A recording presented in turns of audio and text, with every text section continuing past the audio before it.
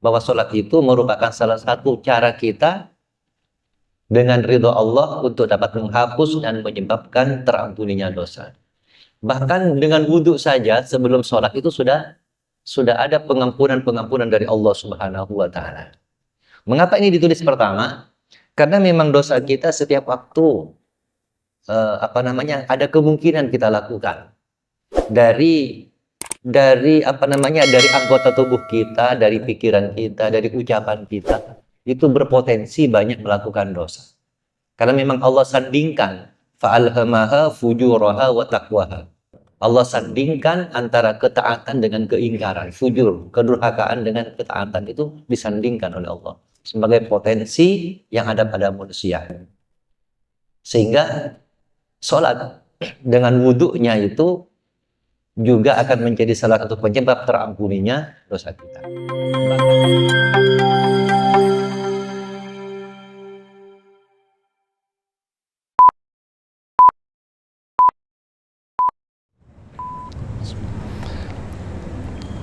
Assalamualaikum warahmatullahi wabarakatuh. Alhamdulillah alladzi anzala as-sakinata fi qulubil mu'minin liyazdadu imanan ma'a imanihim. Asyhadu an la ilaha illallah wahdahu la syarika lah wa asyhadu anna Muhammadan 'abduhu wa rasuluh. Allahumma salli ala nabiyyina wa rasulina Muhammadin wa ala alihi wa ashabihi ajma'in. Qala Allah Ta'ala fi kitabihil karim, subhanaka la ilma lana illa ma 'allamtana innaka antal alimul hakim. Rabbis shrah li sadri wa yassir li amri wahlul 'uqdatam min lisani yafqahu qawli. Alhamdulillah, hadirin rahimakumullah, kembali kita bersyukur kepada Allah Subhanahu wa Ta'ala dengan senantiasa mengucapkan alhamdulillahilladzi bi ni'matihi tatimmus shalihat. Insyaallah sekarang kita dalam kebaikan dan mudah-mudahan Allah menyempurnakan kebaikan yang telah kita rasakan bersama. Kemudian ketika kita ada kesulitan hidup, maka senantiasa mengucapkan alhamdulillahi ala kulli hal. Segala puji bagi Allah atas segala keadaan. Mudah-mudahan kesulitan itu Allah ubah dengan kebaikan, atau mudah-mudahan mungkin kesulitannya tidak berubah, tapi hati kita semakin ridha kepada Allah Subhanahu wa Ta'ala, semakin bertawakal kepada Allah Subhanahu wa Ta'ala. Salawat dan salam semoga tetap tercurah kepada junjungan kita Nabi Muhammad sallallahu alaihi wasallam, juga seluruh keluarga, para sahabat dan seluruh pengikutnya. Mudah-mudahan kita bisa istiqomah dalam menegakkan sunnah-sunnahnya. Hadirin rahimakumullah, pada kesempatan ini kita akan membahas tentang keajaiban sholat. Saya ambil dari sebuah buku kecil yang dikarang oleh Ustadz Muhammad Ihya Ulumuddin. Judulnya adalah Kaifa Tusolli, bagaimana kita sholat yang sesuai dengan tuntunan Rasulullah Sallallahu Alaihi Wasallam, tuntunan sholat menurut riwayat hadis. Hadirin rahimakumullah, perlu diketahui bahwa buku ini merupakan buku kecil yang pada waktu itu beliau adalah sampai saat ini menjadi pimpinan pondok pesantren Nurul Haramain di Pujon Malang. Kebetulan santrinya itu banyak dari mahasiswa tahun 90-an. Sampai sekarang pesantrennya sangat pesat kemajuannya. Dan buku ini karena merupakan buku praktis, yang di sini ada petunjuk-petunjuk praktis dalam gerakan dan bacaan sholat. Tentunya dalam buku ini ada gambar-gambar. Cuman buku ini tidak membahas tentang bagaimana amalia batin dalam sholat.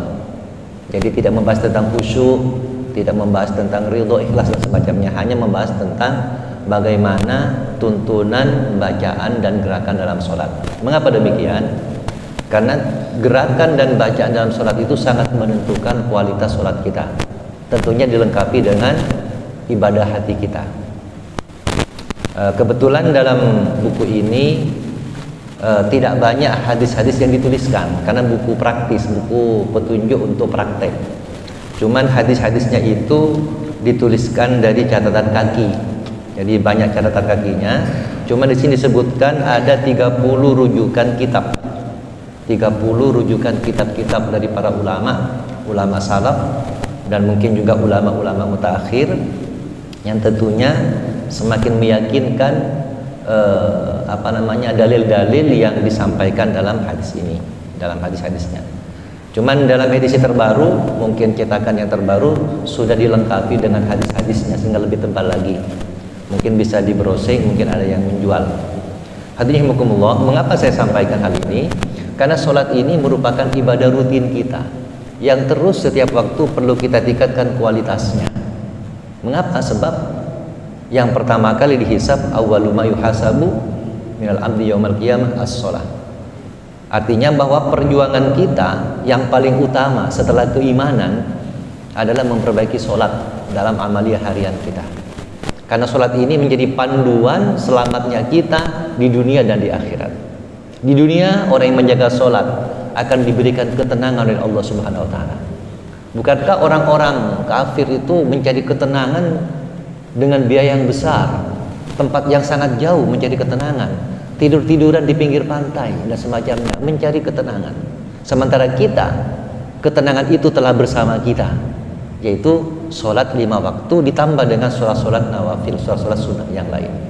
Sehingga tidak perlu biaya yang besar, tidak perlu perencanaan yang banyak, biaya perjalanan dan semacamnya, tapi perlu kita merencanakan memperbaiki kualitas sholat kita.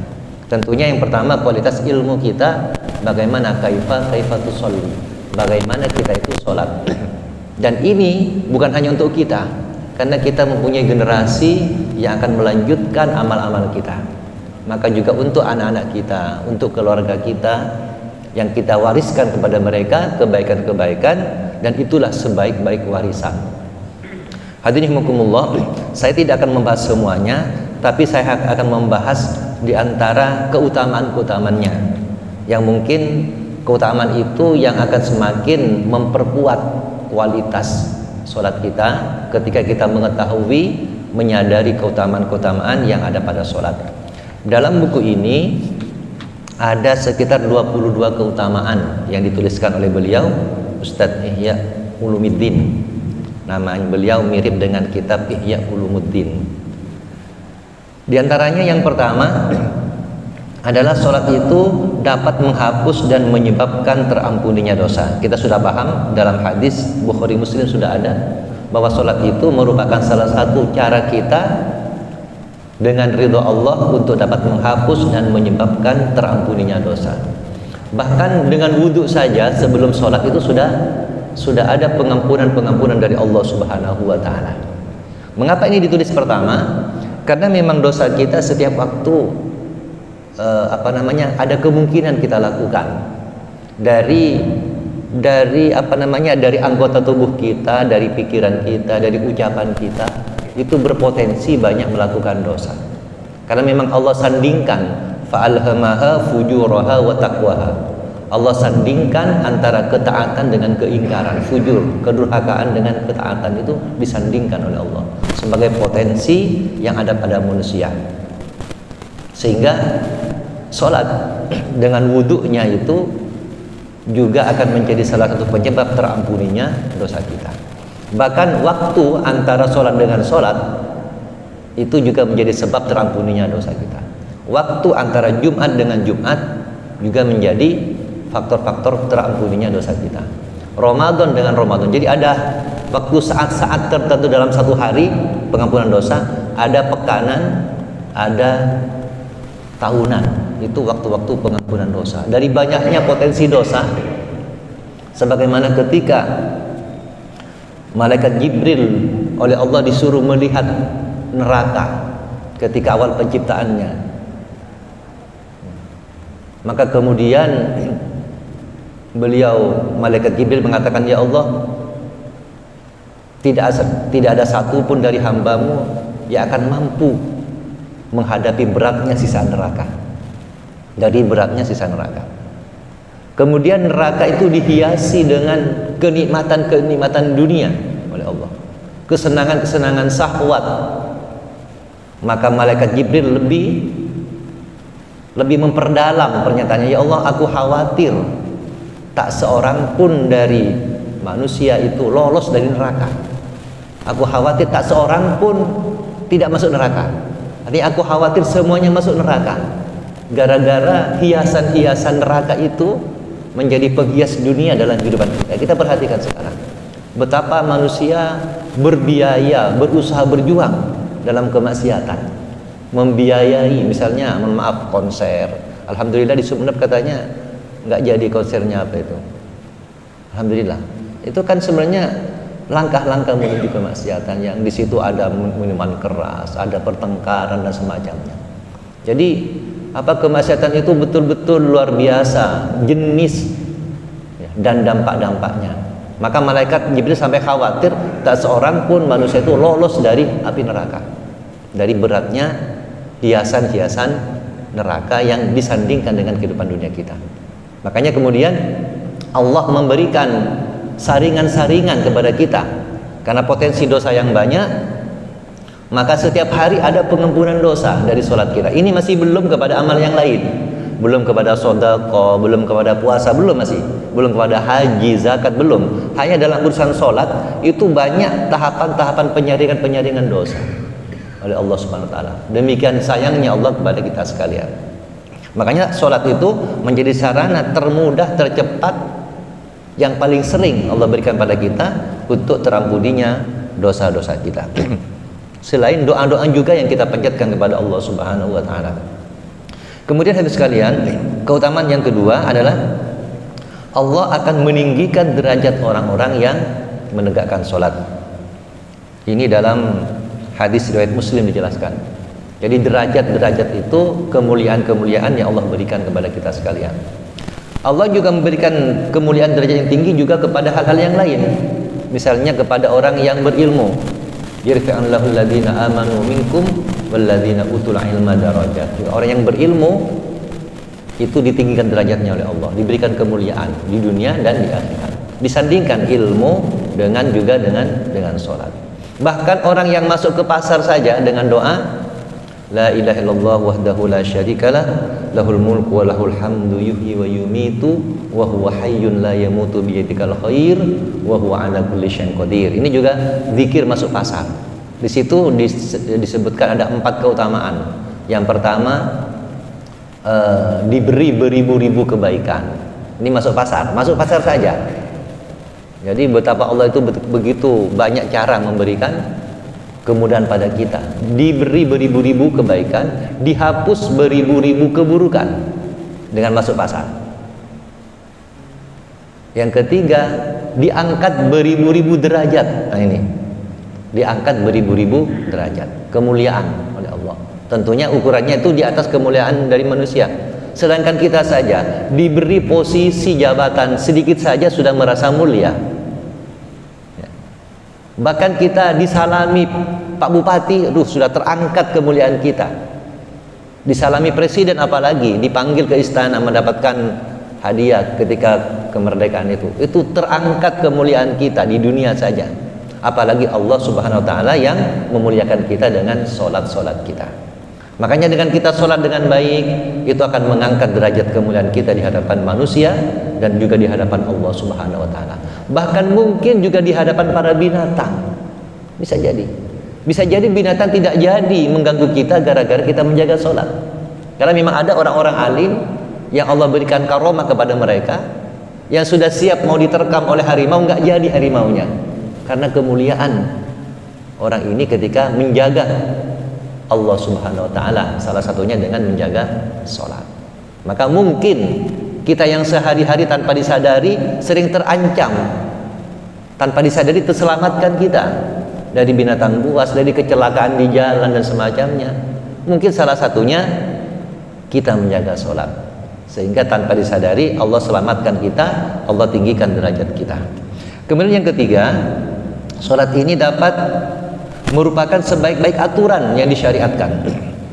Sebaik-baik aturan yang disyariatkan dalam hadis Tabrani dijelaskan di situ. Jadi sebaik-baik aturan. Sebenarnya kalau kita ingin mencari aturan hidup, lihatlah sholat. Jadi kalau bapak-bapak jadi pimpinan ya, instansi atau perusahaan, itu bagaimana mengatur karyawan, mengatur perusahaan dengan cara mengatur sholat. Berkaca kepada sholat. Bagaimana menjadi kepala rumah tangga? Coba lihatlah, aturlah dengan sholat.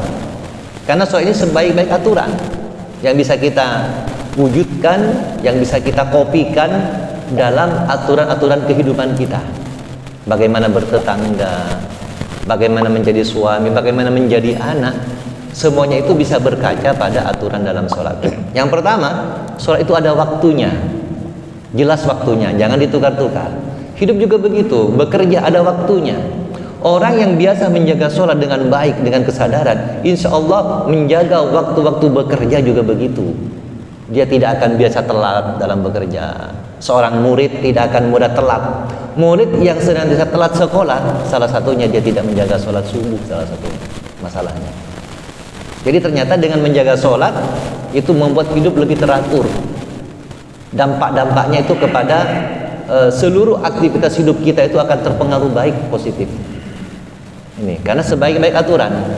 Jadi kita jangan terlalu sibuk mencari aturan-aturan yang lain. Dari sholat saja bisa kita contohkan bagaimana bisa mengatur kehidupan kita. Memimpin perusahaan, bagaimana berkomunikasi dengan karyawan, bagaimana mengatur karyawan, itu semuanya itu bisa contoh dari aktivitas sholat kita. Dalam sholat ada bacaan misalnya, bagaimana kita membaca dalam sholat itu bisa kita wujudkan bagaimana cara kita berkomunikasi. Bapak-bapak, ibu-ibu, kalau ingin bisa berkomunikasi dengan baik sesama manusia, berkomunikasilah yang baik ketika sholat. Dibaca dengan tumak nina, dengan tenang ya dibacanya, jangan terburu-buru ya, dimaknai betul apa maksud dari bacaan itu, dirasakan betul. Nah itu kan cara terbaik untuk berkomunikasi kepada Allah SWT yang kita wujudkan nanti akan semakin baik komunikasi kita dengan anak kita, dengan istri kita, tetangga kita, karyawan kita, atasan kita. Itu bisa kita contoh. Jadi mari kita berkaca, kita bercermin kepada sholat untuk bisa menjadikan aturan hidup kita itu semakin menjadi lebih baik. Kemudian yang keempat, sholat itu merupakan sebaik-baik amal perbuatan. Sholat ini merupakan sebaik-baik amal perbuatan dalam hadis Imam Ahmad dan Ibnu Hibban. Jadi sebaik-baik amal perbuatan. Nah, kalau kita menyadari ini sebaik-baik amal perbuatan, maka kita perjuangkan. Ketika kita sudah mencari yang terbaik, yang lain ikut baik. Ini yang perlu kita sadari. Jadi ketika kita perbaiki sholat kita, akan baik yang lain, akan baik ekonomi kita, akan baik kehidupan sosial kita, akan baik bagaimana kita bekerja, semuanya dari sholat. Tentunya sholat yang dilandaskan dengan penuh kesadaran, dengan mindful of pray, dengan sholat itu dengan penuh fullness kesadaran ya. Pikiran, perasaan dan perbuatan itu menyatu. Yang sering terjadi badannya sholat tapi pikirannya tidak sholat, yang terjadi, yang sering. Tapi kita memang manusia yang biasa, manusia biasa awam itu memang sering lari-lari pikiran kita, perasaan kita. Tapi yang baik kita kembalikan lagi. Ketika Allahu Akbar sudah mulai khusyuk, ada lari-lari, sadari lagi, kembali lagi, begitu kita. Karena kita ini bukan nabi, bukan para sahabat yang khusyuknya itu sudah tingkat tinggi. Kita mungkin 5% saja sudah bagus, Pak. Saya maksudnya. Sehingga sholat ini kalau kita sadari sebagai sebaik-baik amal perbuatan, maka tentunya sholat itu akan berdampak positif kepada amal-amal yang lain. Maka bapak-bapak, ibu sekalian, dengan kita betul-betul menjaga sholat, waktunya, tempatnya, kemudian pakaian kita ya, dan semua yang terpengaruh tersambung dengan sholat, insya Allah akan memperbaiki amal-amal yang lain. Hadirin rahimakumullah. Kemudian yang kelima, sholat ini dapat menyembuhkan penyakit jiwa dan raga. Nah, ini dalam hadis riwayat Ahmad jelaskan bahwa sholat itu adalah pengobat. Jadi sebenarnya ada obat yang bersama kita. Karena Allah Subhanahu wa taala itu telah melengkapi diri kita untuk bisa melakukan penyembuhan diri. Ada sebuah buku yang berjudul Radical Remission. Bagaimana cara cepat penyembuhan penyakit. Ternyata sebagian besar solusinya adalah pada diri kita. Kalau makanan itu ada, dengan memperbaiki pola makan, memperbaiki jenis makanan itu ada. Tapi ternyata dari 9 macam, yang fisik itu hanya 2, yang 7 itu masalah jiwa kita, jiwa dan kebiasaan kita. Ada obat di situ. Nah, sholat itu kan perbuatan amal kita bersama kita. Maka sholat itu bisa memperbaiki, mengobati penyakit jiwa dan raga. Ini sudah sering dibahas oleh para dokter, oleh para ustadz, para ulama tentang bagaimana sholat itu bisa membersihkan raga dan jiwa kita. Raga kita dari waktunya saja, waktu subuh, waktu tahajud itu ada penyembuhan-penyembuhan. Waktu duhur ada penyembuhan, bisa di browsing. Waktu asar ada penyembuhan. Yang sering saya sampaikan yang asar. Dr. Zuhair Karomi pernah menyampaikan, saya sering sampaikan ini, meneliti sholat asar. Ternyata di situ memang masa-masa produksi hormon emosi yang tinggi, sehingga dengan sholat asar yang baik itu menekan jumlah hormon ini sehingga bisa mengurangi resiko banyak penyakit, diantaranya hipertensi, over obesity, kelebihan berat badan, kemudian penyakit impotensi, penyakit-penyakit berkaitan dengan menstruasi, dan banyak. Ada beberapa yang saya tulis di sini. Banyak penyakit yang bisa disembuhkan dengan sholat asar. Nah, bahkan para ulama menafsirkan itu sholat wusta adalah sholat asar, walaupun juga masih banyak tafsiran yang lain. Sholat yang rahasia, sholat wusta itu sholat yang rahasia yang Allah titipkan kepada sholat itu agar kita bersungguh-sungguh dalam semua sholat kita. Memang ada yang menafsirkan itu sholat asar, karena demikian beratnya menjaga sholat asar di awal waktu secara berjamaah. Saya merasa menjaga sholat asar di awal waktu berjamaah itu lebih sulit dari menjaga sholat subuh di awal waktu berjamaah. Bisa dibuktikan jumlah jamaahnya antara sholat asar dengan sholat subuh, tetap lebih banyak sholat subuh dari sulitnya menjaga sholat asar. Nah ini, jadi menjadi penyembuh dari waktunya, kemudian dari gerakannya. Jelas sekali ketika kita itu duduk di antara dua sujud, duduk iftiros, duduk tawarruk, duduk ketika tahiyat akhir, itu lipatan-lipatan kaki kita itu penyembuh-penyembuh luar biasa, bisa mengurangi kolesterol dan sebagainya. Lipatan kaki itu kan ada titik-titik refleksi. Bahkan berdiri kita saja ketika sholat, berdirinya itu sudah menekan ke tanah. Makanya sebaiknya karpet itu jangan terlalu empuk. Sajadah juga saya yang sering lihat sajadah imam itu tebel beberapa lapis, terlalu. Makanya kan makruh sholat di atas kasur yang empuk itu. Kenapa? Penekanan secara fisik itu, tubuh kita itu kurang menekan kalau empuk. Sementara kita butuh menekan titik-titik refleksi dalam kaki kita itu, di bawah kaki kita itu, untuk penyembuhan-penyembuhan. Jadi memang yang baik itu di atas tehel, itu yang baik. Jangan diubah, jangan Pak, jangan. Ini kan sudah lumayan, tidak terlalu tebal. Tapi kalau di atas tehel itu lebih baik lagi, apalagi berdirinya semakin lama.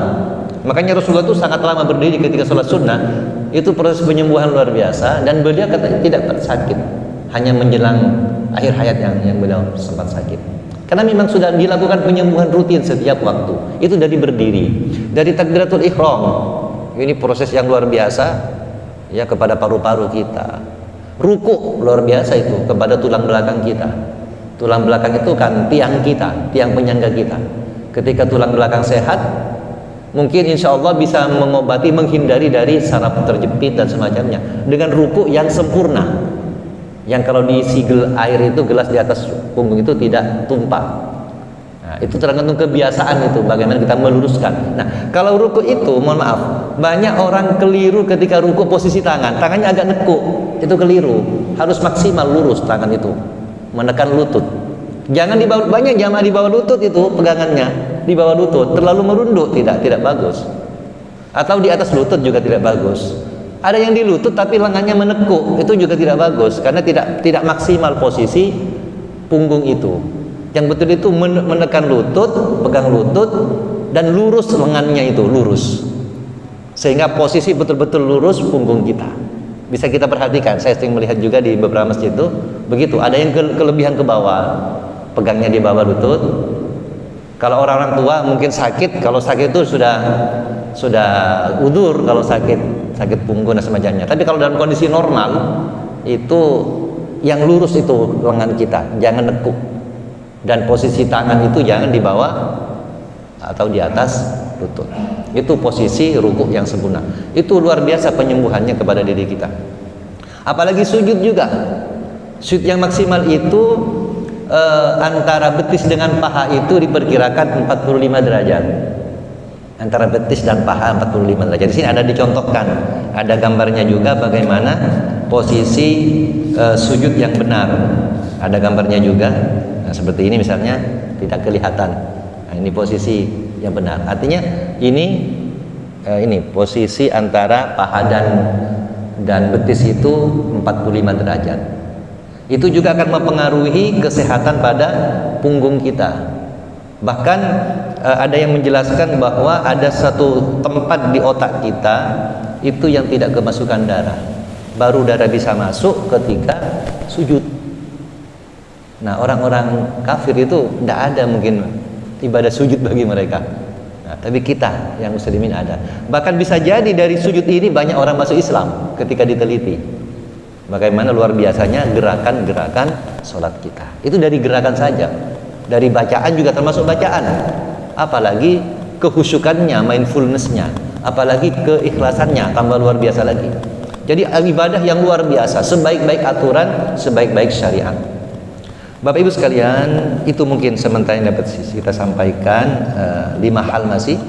Mudah-mudahan bisa memberikan manfaat pada kita sekalian. Semakin kita cinta untuk menjaga sholat, untuk memperbaiki sholat, yang itu akan kita rasakan manfaatnya secara fisik, emosi, spiritual di dunia dan di akhirat. Semoga Allah memberikan kekuatan pada kita sekalian. Demikian walafu minkum subhanakallahumma wa bihamdika asyhadu an la ilaha illa anta astaghfiruka wa atubu ilaik. Assalamualaikum warahmatullahi wabarakatuh.